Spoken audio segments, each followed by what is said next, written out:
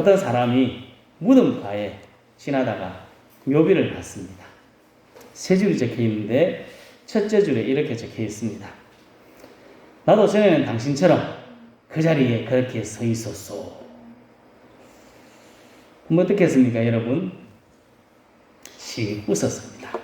두 번째 줄, 나도 전에는 당신처럼 그곳에 서서 그렇게 웃었소. 두 번째 줄까지니까 마음이 좀 불편합니다. 진지하게 세 번째 줄을 읽었습니다.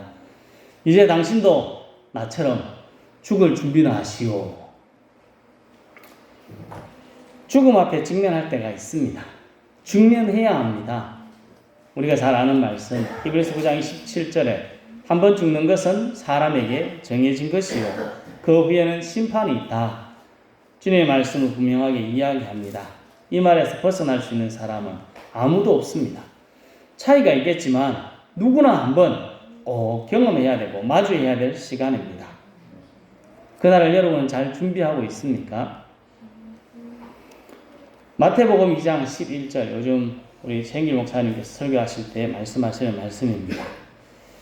사랑하는 자들아, 거류민과 나그네 같은 너희를 권하노니 영혼을 거슬러 싸우는 육체의 정욕을 제어하라. 사도 베드로는 예수 믿는 사람들을 거류민, 나그네라고 말합니다. 거류민, 남의 나라에 그냥 사는 사람, 잠시 머무르는 사람, 거류민이라고 합니다. 언젠가는 자기 나라로 돌아가야 될 사람, 나그네도 마찬가지입니다. 언젠가 자기 집으로 돌아가야 될 사람이라는 것입니다. 우리는 거류민과 나그네로 언젠가 돌아갈 날을 준비해야 합니다. 잘 준비하고 계십니까? 어떻게 준비하는 것이 바른 것인지 오늘 말씀을 통해 한번 살펴보려고 합니다. 오늘 읽은 말씀 7절을 같이 읽겠습니다. 같이 읽습니다. 만물의 마지막이 가까이 왔으니 그러므로 너희는 정신을 차리고 근신하여 기도하라. 아멘. 만물의 마지막이 가까웠다. 조금 전에 봤던 베드로전서의 말씀처럼 이제 집으로 돌아갈 날이 가까이 왔다 하는 것입니다. 그래서 우리가 해야 될 일이 뭡니까? 정신을 차리는 겁니다. 정신을 차리는 것. 이제 마지막이 가까이 왔으니 정신을 차려야 합니다. 마태복음 25장에 보면 열처녀 비유가 나옵니다. 그 열처녀의 비유에서 5명은 슬기롭고 5명은 미련합니다. 슬기로운 5명의 처녀는 등을 준비하고 기름을 준비하고 등을 준비했는데 미련한 처녀들은 등만 가지고 갑니다. 그런데 이 사람들이 똑같이 합니다. 10명의 사람들이 똑같이 하는 것이 있습니다. 뭘까요? 제 표현으로 하면 자빠져 자는 겁니다. 같이 읽어보겠습니다. 신랑이 드디어 오므로 다 졸며 잘세. 뭐 했습니까? 다 잤습니다. 졸다가 더 깊은 잠에 빠졌습니다. 슬기로운 처녀도 미련한 처녀도 다 졸며 잤습니다. 신앙생활을 하는 지금 이 시대의 우리의 모습을 보여주고 있는 것 같습니다.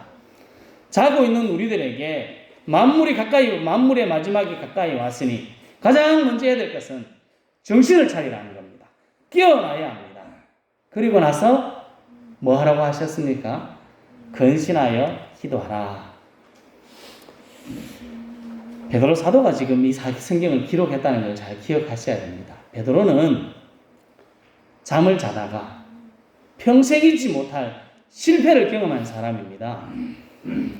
예수님이 십자가에 못 박히기 전에 시험에 들지 않게 기도해라. 그렇게 기도했는데, 그렇게 말씀하셨는데 베드로는 잤습니다. 푹 잤습니다. 그러다가 예수님을 3번이나 모른다고 저주하며 부인했던 베드로, 뼈아픈 경험을 했던 베드로가 지금 우리에게 간절히 말합니다. 마지막 때가 가까이 왔다는 것을 안다면 정신을 차려. 눈을 뜨고 정신을 차리라. 그렇게 말씀합니다. 그리고 근신하며 온전한 마음으로 기도해라. 그렇게 성경은 우리들에게 가르쳐 줍니다. 성도 여러분, 마지막 때가 가까이 왔다고 성경은 계속해서 선언합니다. 마지막 때가 가까이 왔으면 우리가 기억하고 정신을 차리고 온전한 마음으로 근신하며 간절히 기도하는 우리 모두가 될 수 있기를 예수님의 이름으로 축복합니다. 마지막 때가 가까이 왔으니까 정신을 차리고 뭐하라고 하셨습니까? 기도하라. 끝일까요? 성경은 여기서 끝나지 않습니다. 8절 말씀이 있습니다. 같이 읽겠습니다. 무엇보다도 뜨겁게 서로 사랑할지니 사랑은 헛한 죄를 덮느니라. 아멘. 마지막이 가까이 왔으니까 정신을 차리고 기도하라. 또 뭐하라고 하셨습니까? 저기 있지 않습니까? 뭐하라고요? 뜨겁게 서로 사랑하라. 예전 성경, 우리 지금 개혁 개정판인데 개혁 한글판에는 열심히 서로 사랑하라 말씀합니다. 우리 성경은 사랑이란 말을 단 한 가지로 표현하고 있지만 우리 알고 있는 대로 성경은 히브리어로 개혁되어 있는데 거기는 세 가지 정도 뜻으로 크게는 세 가지 이야기합니다. 여기에 나오는 사랑은 어떤 사랑으로 표현하고 있을까요? 여기 나오는 사랑은 하나님의 사랑, 아가페의 사랑입니다. 하나님이 우리에게 보여주신 그 사랑을 가지고 사랑해라. 하나님의 사랑으로 뜨겁게 열심히 사랑하라. 그렇게 말씀합니다. 우리 주님이 우리를 위해서 우리를 사랑해서 목숨까지 내주신 것처럼 우리도 그렇게 사랑하라. 요한일서 3장 16절에 이렇게 말씀합니다. 같이 읽겠습니다. 그가 우리를 위하여 목숨을 버리셨으니 우리가 이로써 사랑을 알고 우리도 형제들을 위하여 목숨을 버리는 것이 마땅하니라. 아멘. 똑같이 이야기합니다. 하나님의 사랑을 알았다면 어떻게 하라고요? 우리도 형제들을 위하여 저기 딱 되어 있습니다. 목숨을 버리는 것처럼 최선을 다해 사랑하라. 오늘 말씀에서는 열정적으로 뜨겁게 사랑하라 말씀합니다. 그 다음 절은 이렇게 말씀합니다. 누가 이 세상의 재물을 가지고 형제의 궁핍함을 보고도 도와줄 마음을 닫으면 하나님의 사랑이 어찌 그 속에 있겠느냐. 다른 사람을 도와주고 싶은 마음을 딱 끊는다면 그 사람 마음엔 하나님의 사랑이 없다 말합니다. 18절 말씀을 같이 읽겠습니다. 자녀들아 우리가 말과 혀로만 사랑하지 말고 행함과 진실함으로 하자. 아멘. 우리가 사랑할 때 어떻게 하자고요? 사랑합니다. 사랑합니다. 말로 첫날 만날 하지 말고 몸으로 떼어라. 진실함으로 행함과 진실함으로 하자 말씀합니다. 말뿐인 사랑 그것이 아니라 행함과 진실함으로 사랑하자 말씀합니다. 뜨겁게 열심히 사랑하는데 우리가 사랑하는 사람만 사랑하면 될까요? 내가 좋아하는 사람 있지 않습니까? 그 사람들만 사랑하면 될까요? 성경은 이렇게 이야기합니다. 이것도 읽겠습니다. 너희가 너희를 사랑하는 자를 사랑하면 무슨 상이 있으리요? 세리도 이같이 아니하느냐? 또 너희가 너희 형제에게만 무난하면 남보다 더하는 것이 무엇이냐? 이방인들도 이같이 아니하느냐? 아멘. 하나님의 사랑은 내가 좋아하는 사람까지만 아닙니다. 지금 이 말을 들었을 때 유대인들은 기분이 상당히 나빴을 겁니다. 사랑하는 자만을 사랑하고 형제만 무난하고 그렇게 살아간다면 이스라엘 사람들이 그렇게 경멸하던 세리 저 인간보다는 안 낫습니까? 저 인간같이 되지 않았으면 이것이 감사합니다고 이야기했던 세리와 같은 사람, 지옥의 땔감이라고 이야기하는 이방인과 같은 사람이라고 강조하며 말하고 있습니다. 어떤 사람이요? 지 좋아하는 사람, 지가 사랑하는 사람만 사랑한다면 별 볼 일 없다, 아무것도 아니다 말하고 있습니다. 우리들은 모든 사람들을 사랑해야 합니다. 차별하지 말고 모든 사람을 열심히 뜨겁게 사랑해야 합니다. 어떻게 사랑하라 하는가? 그것도 성경에 나와 있습니다. 같이 읽어보겠습니다. 서로 대접하기를 원망 없이 하고 아멘. 뜨겁게 열정적으로 사랑한다는 것은 서로 대접하는 것입니다. 저 뒤에 단서가 있습니다. 원망 없이. 저 말은 억지로나 불평하며 하지 말라 하는 말입니다. 기쁘고 즐겁게 다른 사람들을 대접하고 사랑해라. 10절에서는 각각 은사를 받은 대로 하나님의 여러 가지 은혜를 맡은 선한 청지기 같이 서로 봉사하라. 우리가 가지고 있는 것 하나님이 주신 것입니다. 하나님께 받은 것입니다. 그것을 결산할 때가 있습니다. 우리에게 주신 것으로, 내가 받은 것으로 최선을 다해 사랑함으로 섬기고 봉사했을 때 뭐 남은 것이 있지. 그렇지 않으면 선한 청지기가 아니라 악한 청지기가 되어서 하나님에게 책망받을 수 있습니다. 그래서 우리들은 사랑하되 대접하고 또 선한 청지기 같이 잘 사용하며 하나님의 일을 감당해야 된다 말씀합니다. 11절은 좀 긴데 같이 읽어보겠습니다. 만일 누가 말하려면 하나님의 말씀을 하는 것 같이 하고 누가 봉사하려면 하나님이 공급하시는 힘으로 하는 것 같이 하라. 이는 범사에 예수 그리스도로 말미암아 하나님이 영광을 받으시게 하려 함이니 그에게 영광과 권능이 세세에 무궁하도록 있느니라. 아멘. 11절 초반에는 처음에는 이렇게 이야기합니다. 말하는 것을 할 때, 무슨 말이라도 할 때 어떻게 하라고 합니까? 하나님의 말씀을 하는 것 같아요. 거룩한 하나님의 말씀, 그 하나님의 말씀을 하는 것 같이 조심해서 해라. 봉사하는 것도 내가 뭘 하는 것처럼 하지 말고 하나님이 주신 힘으로 하는 것처럼 하라. 그렇게 말씀합니다. 사랑한다 말만 하지 말고 행동할 때 막 하지 말고 조심해서 해라. 내가 가졌다고 막 하면 사람이 상처받습니다. 그래서 조심해야 합니다. 우리는 그리스도의 향기, 세상의 빛, 세상의 소금입니다. 우리를 사람들이 지켜보고 있습니다. 우리의 삶을 조금 조심해야 됩니다. 하나님이 평가할 날이 분명하게 있다는 것을 우리들이 기억해야 됩니다. 그날이 지금 어디에 있다고 이야기하셨습니까? 만물의 마지막이 가까이 왔다. 우리 문 앞에 이르렀다. 그렇게 말합니다. 우리는 선한 청지기 같이 사랑하고 섬겨야 합니다. 성도 여러분, 성경은 늘 간단합니다. 마지막 때가 가까이 왔다. 해야 될 일을 뭐라고 한다고요? 첫 번째, 정신을 차리고 기도해라. 그것으로 끝나지 않습니다. 두 번째, 뜨겁게 열정적으로 사랑해라. 구체적인 방안도 이야기해 줍니다. 선한 청지기 같이 주님의 뜻을 따라 차별하지 말고 하나님의 사랑 받았으니까 그 사랑으로 다른 사람 대접하고 섬기는 삶을 살아가라.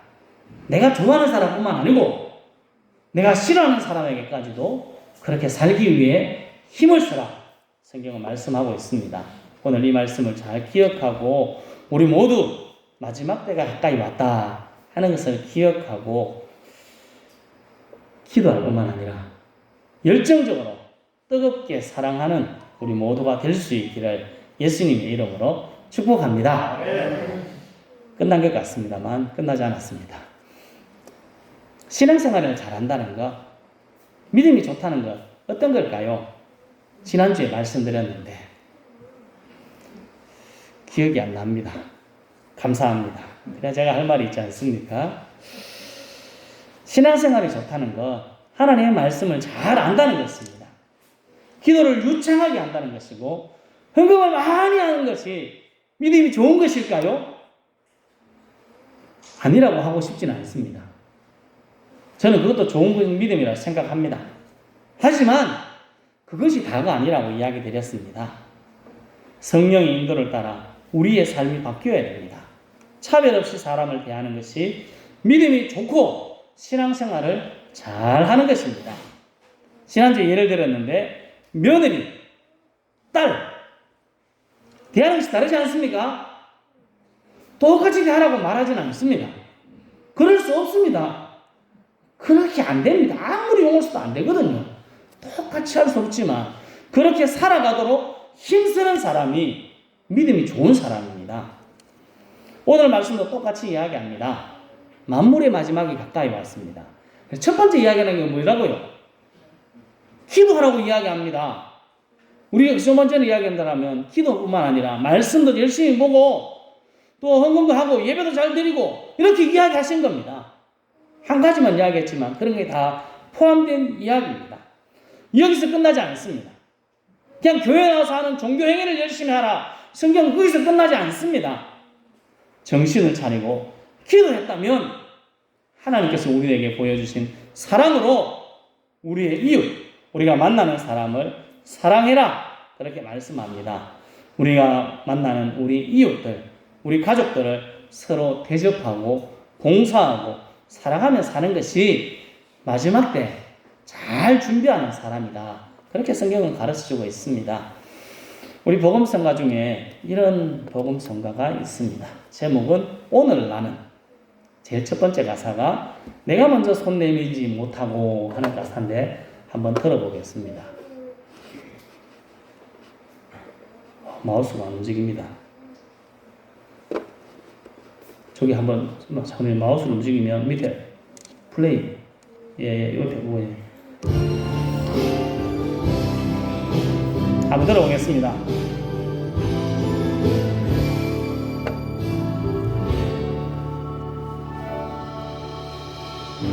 내가 먼저 손 내밀지 못하고 내가 먼저 용서하지 못하고 내가 먼저 웃음 주지 못하고 이렇게 너무 울고 있네. 그가 먼저 손 내밀지 못하고 그가 먼저 용서하길 원하고 그가 먼저 웃음 주길 원하는데 나는 어찌 된 사람인가.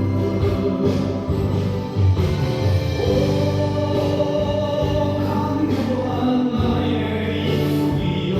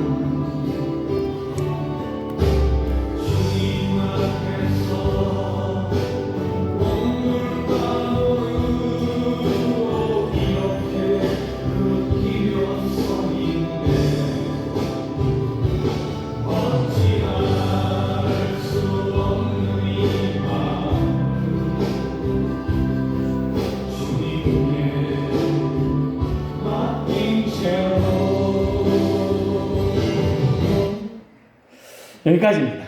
돼 있는데 잘랐습니다.